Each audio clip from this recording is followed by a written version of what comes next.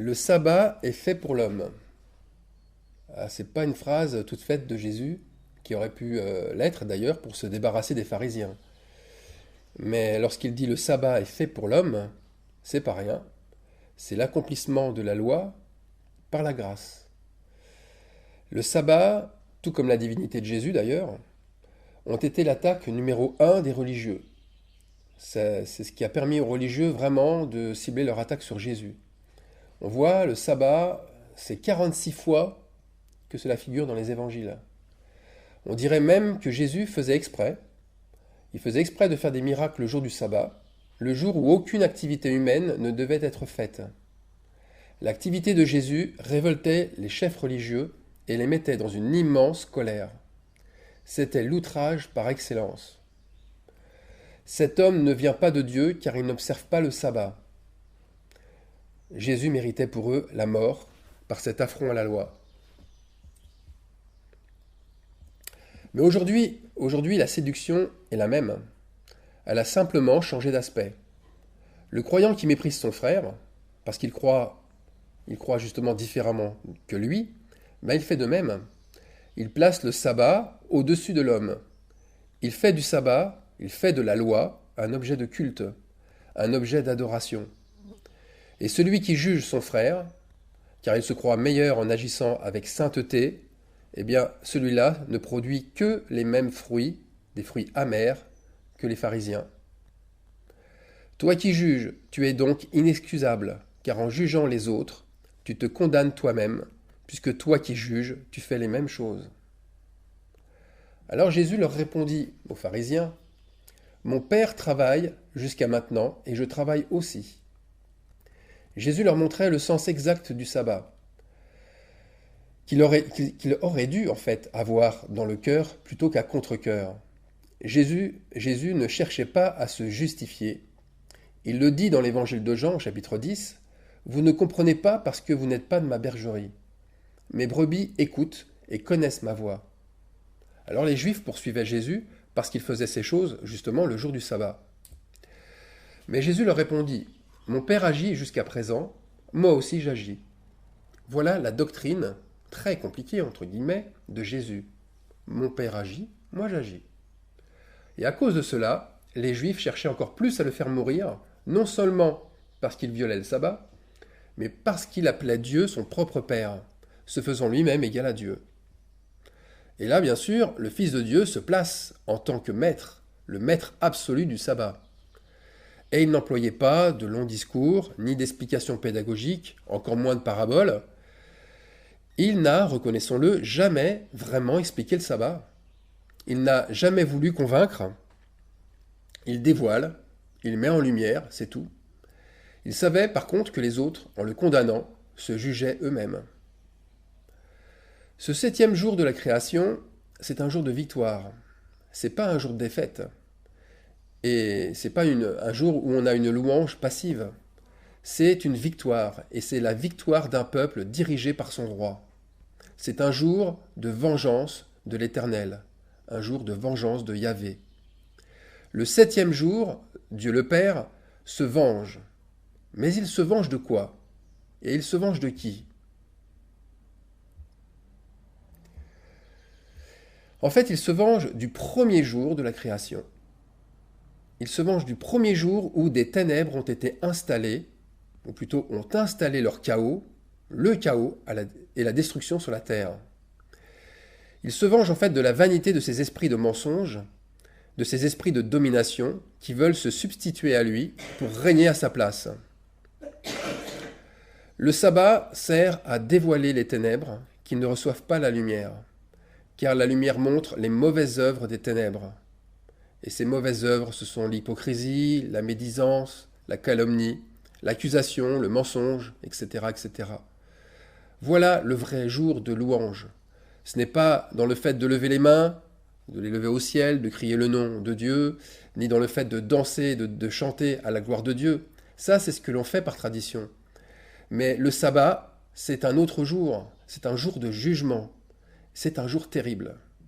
Terrible pour certains, mais de délivrance pour d'autres. Et ça, c'est une louange sans égale pour le Seigneur. Alors si vous êtes de ceux et celles qui acclamaient le Seigneur ce jour-là avec un cœur hypocrite, mais alors vous ne faites qu'attirer sur vous ce que David réclamait. David réclamait pour ses oppresseurs, ce qu'il dit dans le psaume 59, à partir du verset 12. « Ne les tue pas, de peur que mon peuple ne l'oublie. Fais-les errer par ta puissance. Et précipite-les, Seigneur, notre bouclier. Leur bouche pêche à chaque parole de leurs lèvres. Qu'ils soient pris dans leur propre orgueil. Ils ne profèrent que malédiction et mensonges. Détruis-les dans ta fureur. Détruis-les et qu'ils ne soient plus. » Alors on est obligé de le constater, le jour de l'Éternel est pressenti et il est appréhendé par tous les croyants aujourd'hui.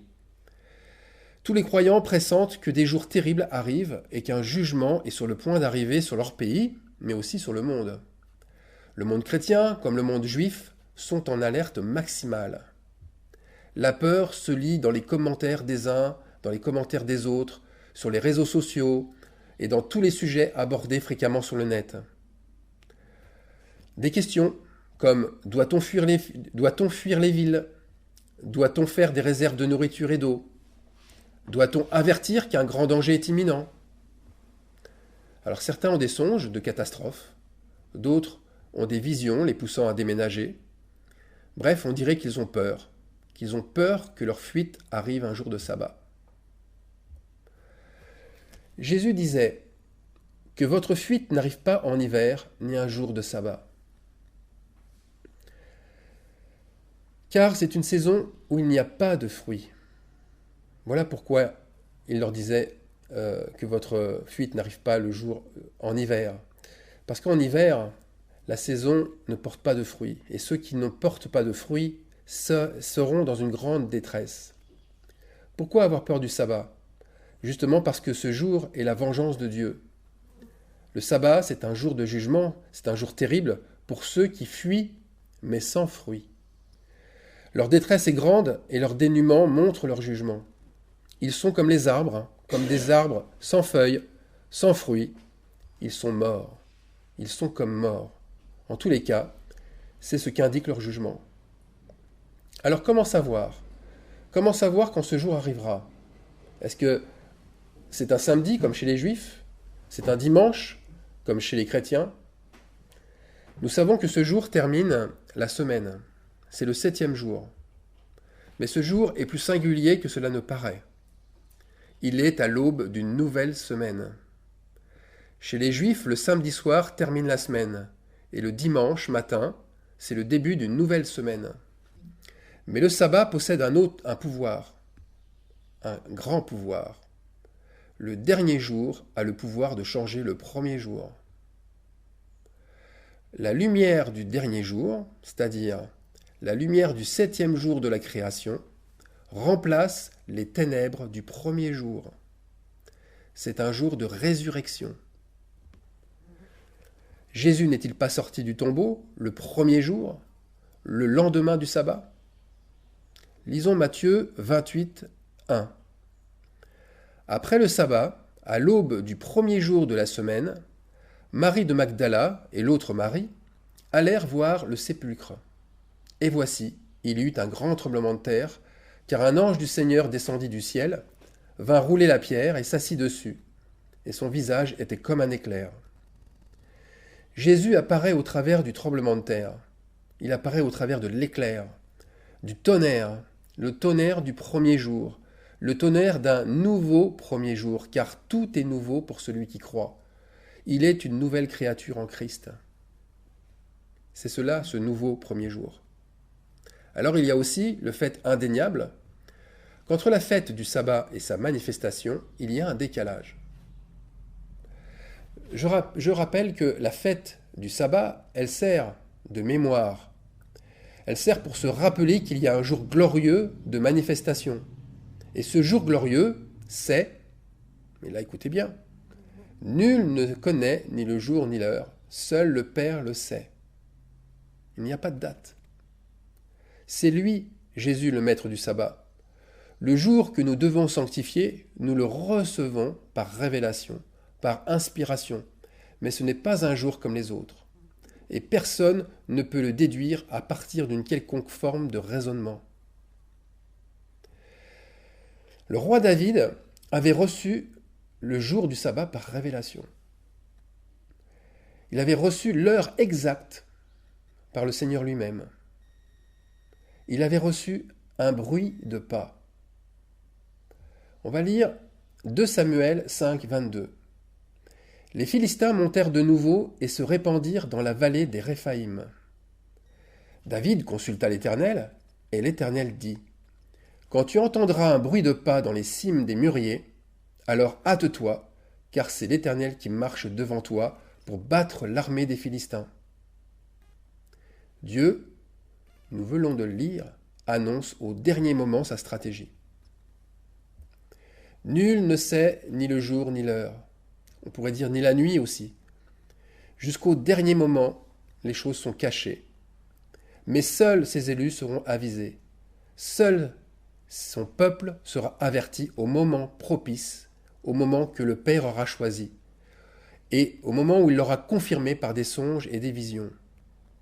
Et aussi, il ne faut pas l'oublier, il confirme ses intentions en prenant plusieurs témoins. Le juge Gédéon avait lui aussi reçu ce jour. Il avait lui aussi reçu cette nuit, puisque c'est la nuit qu'il a reçue par révélation. On va le lire, Juge 7, 11. L'Éternel dit à Gédéon pendant la nuit : Lève-toi, descends au camp, car je l'ai livré entre tes mains. Si tu crains de descendre, descends-y avec Pura, ton serviteur, c'est-à-dire prends un témoin avec toi. Tu écouteras ce qu'ils diront, et après cela, tes mains seront fortifiées. Gédéon arriva, et voici un homme racontait à son camarade un songe. Lorsque Gédéon eut entendu le récit du songe et son explication, il se prosterna. Il revint au camp d'Israël et dit : Levez-vous, car l'Éternel a livré entre vos mains le camp de Madian. Le camp de Madian, c'était pas loin de 1 million de personnes, de soldats, les meilleurs combattants de l'époque. Et Gédéon, son armée, c'était 300 personnes. Alors ceux qui se hâtent de faire des provisions, ceux qui se hâtent de fuir, eh bien ils montrent par leur affolement de quel côté ils se trouvent. Et bien sûr, ils se trouvent du mauvais côté. Et malheureusement, leur fuite arrive un jour de sabbat. 2 Rois 7. 2 Rois 7 nous montre Élisée en train de prophétiser pendant le siège des Syriens sur Samarie et pendant la grande famine. Et Élisée, en prophétisant, dit que le lendemain, chacun mangerait une mesure de fleur de farine pour un cycle et 2 mesures d'orge pour un cycle. C'est-à-dire, il voulait dire par là que tous seraient nourris pour presque rien. Et ceux qui crurent en cette prophétie entrèrent dans le camp de l'ennemi. Ils entrèrent chez les Syriens, et là, stupéfaction, ils constatèrent que les Syriens avaient pris peur et qu'ils s'étaient tous, sans exception, enfuis, et que dans leur précipitation, ils avaient tout abandonné, leurs vêtements et toutes leurs provisions. Ainsi, les Samaritains, le jour du sabbat d'Élysée, mangèrent à leur faim. Or, l'officier du roi de Samarie, qui manifesta pour sa part son incrédulité, reçut lui aussi un salaire. Son salaire a été de ne pas manger, mais aussi il mourut. Pour les Hébreux aussi avec Moïse ne craignaient pas pour leur sabbat.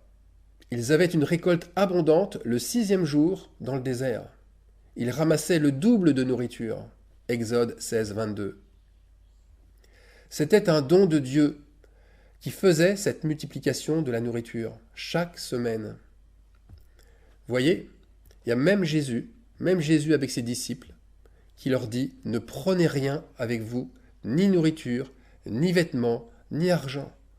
Il ne faisait pas de provisions, et pire même, il se nourrissait de ce qu'il trouvait en chemin le jour du sabbat. Alors le jour du sabbat, en ce temps-là, Jésus traversa des champs de blé un jour de sabbat. Ses disciples qui avaient faim se mirent à arracher des épis et à les manger. Ce jour du sabbat, c'est un jour spécial. C'est un jour où les œuvres du Père sont manifestées. Et même Élie, le prophète, lui aussi montrait les œuvres du Père par cette dépendance totale qu'il faisait à Yahvé. Le Seigneur l'avait conduit près du torrent de Kérit pour le nourrir par des corbeaux. Puis, une fois qu'il n'y a plus eu de nourriture et que le torrent était à sec, il reçut une nouvelle direction. « Lève-toi, va à Sarepta qui appartient à Sidon, et demeure là. Voici, j'y ai ordonné à une femme veuve de te nourrir. » Mais où se trouve la peur de manquer? Elle n'existe pas pour un disciple. Au contraire, le sabbat, c'est le repos. On se repose ce jour-là. Le disciple se repose en Christ, son sauveur, son pourvoyeur, car le psalmiste le confesse, « Dieu est pour moi une haute retraite, un refuge au jour de ma détresse. Ô ma force, c'est toi que je célébrerai, car Dieu, mon Dieu tout bon, est ma haute retraite. » Alors voilà, pour l'hypocrite, pour le serviteur cruel et méchant, qu'en est-il? Eh bien lui, il est dans la crainte, dans une horrible crainte, puisqu'il a banni l'amour. N'oubliez pas ce verset, la crainte n'est pas dans l'amour, mais l'amour parfait bannit la crainte. Car, il y a une explication en plus, car la crainte suppose un châtiment, et celui qui craint n'est pas parfait dans l'amour. Ça, c'est ce que nous rapporte l'apôtre Jean. Et David, lui aussi, dans le psaume 58, à partir du verset 15, il nous parle aussi de ce châtiment que reçoivent ces mauvais serviteurs. Ces mauvais serviteurs reviennent chaque soir. Ils hurlent comme des chiens. Ils font le tour de la ville. Ils errent çà et là, cherchant leur nourriture, et ils passent la nuit sans être rassasiés.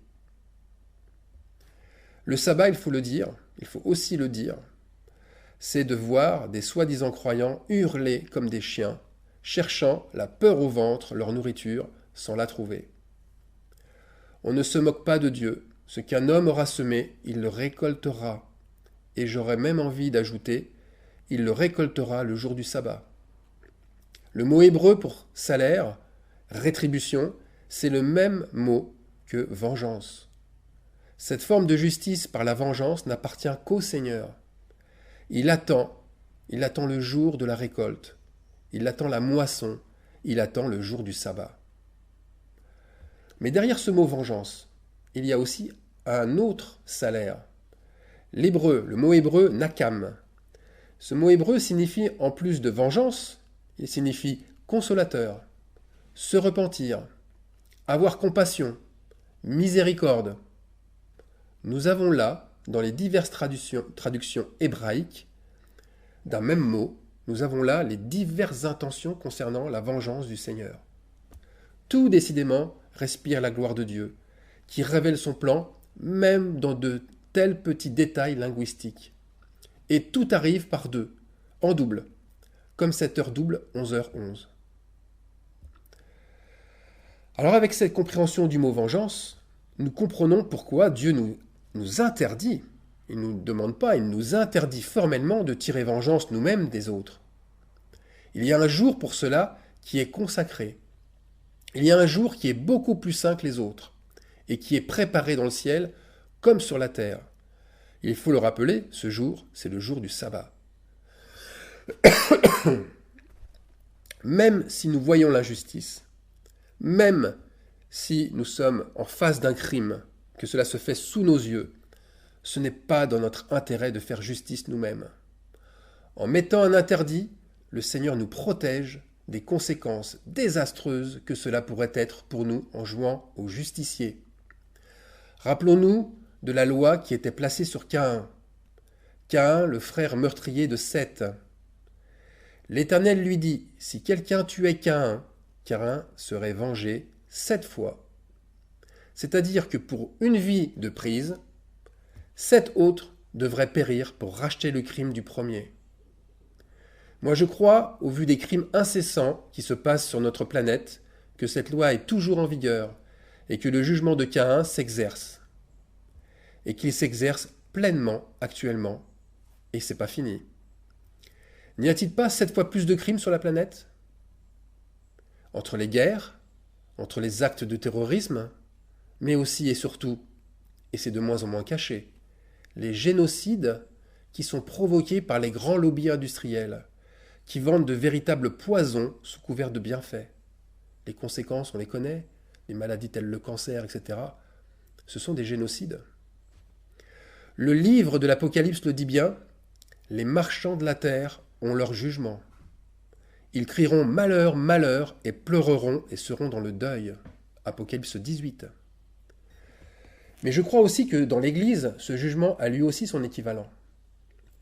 Celui qui hait son frère est un meurtrier. 1 Jean 3,15.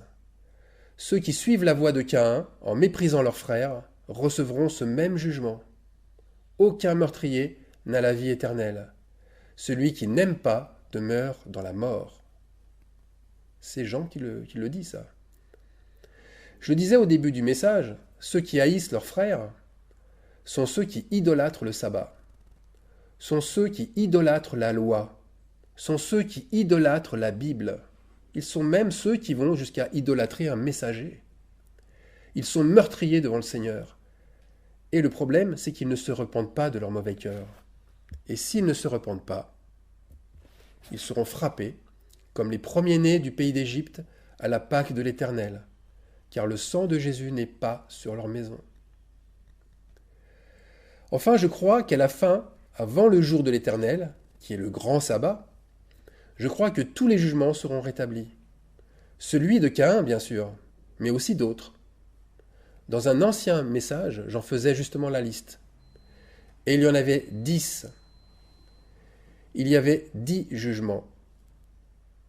Ce sont ceux, d'abord, de Caïn, le jugement de Caïn. Ensuite, il y a le jugement de Balaam, le jugement de Corée, celui de Saül, roi d'Israël, celui de Uza, celui qui retenait l'arche de l'Alliance, celui de Michal, la femme de David, celui de Salomon, le roi fils de David, celui de Jézabel, qui est la femme d'Akab, celui d'Ozias, qui était un roi de Juda, et celui d'Ananias et de Saphira.